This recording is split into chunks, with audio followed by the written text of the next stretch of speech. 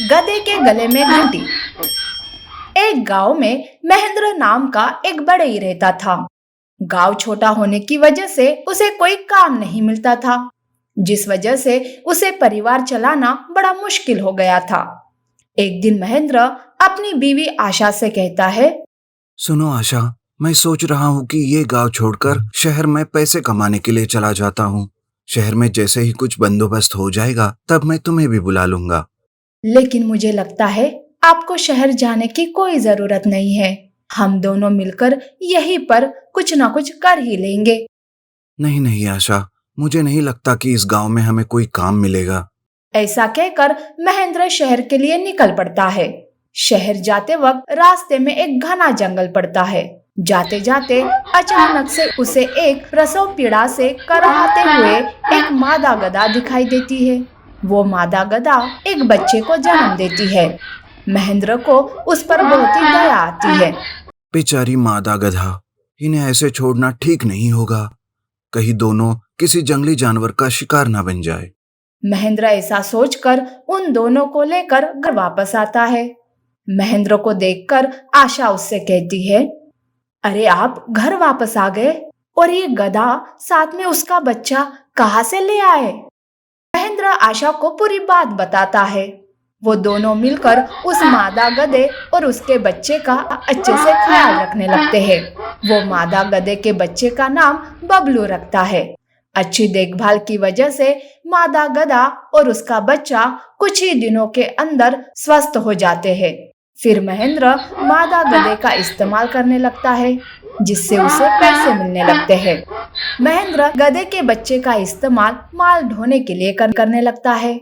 आशा भी प्यार से बबलू के गले में एक घंटी बांध देती है, ताकि वो आसानी से उसे ढूंढ सके और वहीं पर भी हो तो उसका पता चल सके। इस तरह से माल ढोने का काम करके महेंद्र पैसे कमाने लगता है।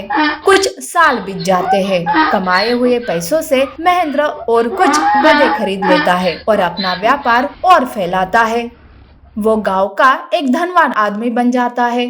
अब महेंद्र के पास बहुत सारे गधे हो जाते हैं, लेकिन किसी वजह से उन सब में बबलू अपने आप को कुछ अलग ही समझने लगता है। एक दिन बबलू कहता है, अरे, मेरी वजह से मालिक का व्यापार बढ़ गया है, जिस वजह से मालकिन ने मेरे गले में ये घंटी बांधी है, क्योंकि मैं तुम सबसे श्रेष्ठ हूँ। इस तरह बबलू अपने आप पर घमंड करने लगता है और सबसे अलग सा रहने लगता है। एक दिन सारे गधे जंगल जाते हैं, तब वो सबसे दूर दूर रहता है। शाम होती है, सारे गधे घर जाने लगते हैं, पर तब बबलू को ना आते देख एक दूसरा गधा बबलू से कहता है, अरे ओ बबलू, क्या तुम घर नहीं आओगे? इस तरह जंगल में अकेला घूमना अच्छा नहीं है। ऊपर से तुम्हारे गले में घंटी बंधी है, उसकी आवाज से जंगली जानवरों को पता चल सकता है और तुम खतरे में पड़ सकते हो। अरे जाओ जाओ, मैं नहीं डरता किसी जंगली जानवर से। मुझे तो लगता है कि तुम लोग ही चलते हो मेरी इस घंटी से। अरे ऐसा कुछ भी नहीं है, हम सब तो तुम्हारे भले के लिए ही कह रहे हैं। अगर तुम्हें हमारी बात नहीं माननी तो तुम्हारी मर्जी, हमें उससे क्या। इस तरह से वो सारे गधे बबलू को समझाते रहते थे, उसे बार बार चेतावनी देते रहते थे, पर बबलू घमंड में किसी की भी बात नहीं सुनता था। ऐसे ही एक दिन सारे गधे जंगल से हरी पत्तियां खाकर घर लौट रहे थे, पर बबलू है कि जंगल में ही घूम रहा था। तब एक गधा उससे कहता है, अरे बबलू, चलो घर चलते हैं, देखो अंधेरा होने को आया है। इस वक्त जंगली जानवर शिकार के लिए निकलते हैं। अरे तुम जाओ, मुझे नहीं आना तुम सबके साथ घर वापस। जब मेरी मर्जी होगी तभी मैं वापस आऊंगा घर। ऐसा कहकर बबलू अकेले ही जंगल घूमने निकलता है। बाकी के गधे घर की तरफ जाते हैं। उधर बबलू जैसे ही चलता था, उसकी घंटी बजने लगती थी। वो जहाँ जहाँ पर जा रहा था, वहाँ घंटी की आवाज आने लगती है। अब उस घंटी की आवाज जंगल का शेर सुन लेता है और वो कहता है, अरे, लगता है कोई पालतू जानवर जंगल में घूम रहा है। वाह, आज तो स्वादिष्ट शिकार मिलने वाला है। शेर ऐसा सोचकर घंटी के आवाज का पीछा करने लगता है। आवाज का पीछा करते करते शेर को एक हष्ट पुष्ट गधा दिखाई देता है। ये देखकर वो बहुत ही खुश हो जाता है। शेर गधे का पीछा करके उस पर हमला कर देता है और उसका शिकार करके उसे खा लेता है। काश बबलू ने अपना घमंड छोड़कर सबकी बात मानी होती तो आज वो जिंदा होता। इससे हमें यही सीख मिलती है कि घमंडी का सर हमेशा नीचा होता है। दो बैल और बाघ एकता में पल है। एक जंगल में मोनू और सोनू नाम के दो बैल रहते थे। दोनों में पक्की दोस्ती थी। दोनों एक ही साथ जंगल में चरते और एक ही साथ मिलकर आराम करते। अगर कभी कोई मुसीबत आती तो दोनों एक दूसरे का साथ निभाते। वक्त बीतने के साथ साथ उनकी दोस्ती और भी मजबूत होती गई और जंगल में उनकी कहानी फैलती चली जा रही थी। जंगल में तरह तरह के जंगली जानवर भी रहते थे। उसी में ब्रूस नाम का एक बाघ भी रहता था। ब्रूस बहुत बलवान और क्रूर था।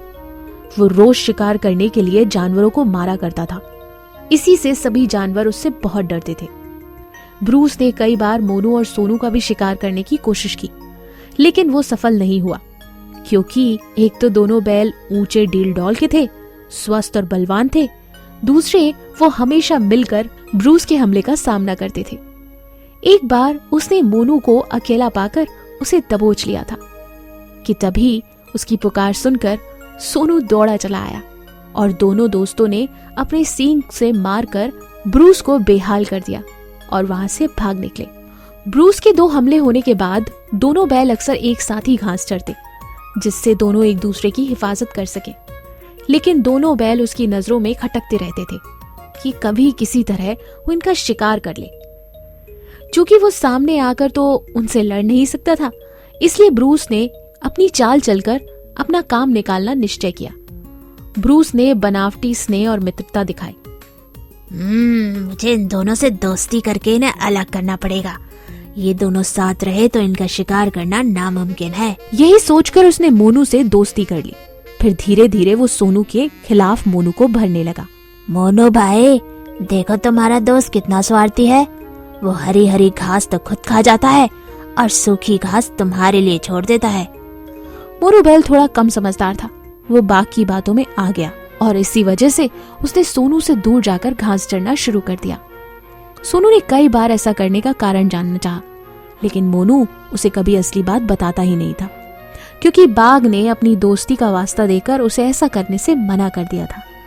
अरे मोनू भाई, आजकल तुम मेरे साथ घास क्यों नहीं चढ़ते? नहीं नहीं, ऐसा तो कुछ नहीं है। तुम अपनी घास चरो, मैं अपनी चरता हूँ। धीरे धीरे मोनू और सोनू के बीच में दूरियां बढ़ती चली गईं और दोनों एक दूसरे से कटने लगे। क्योंकि काफी समय से बाघ ने उन पर कभी हमला नहीं किया था, इसलिए मोनू उसे अपना दोस्त समझने लगा था।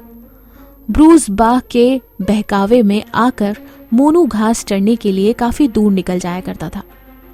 एक दिन जब वह घास चरने में व्यस्त था तो उसी समय ब्रूस ने चुपकर उसकी गर्दन दबोच ली।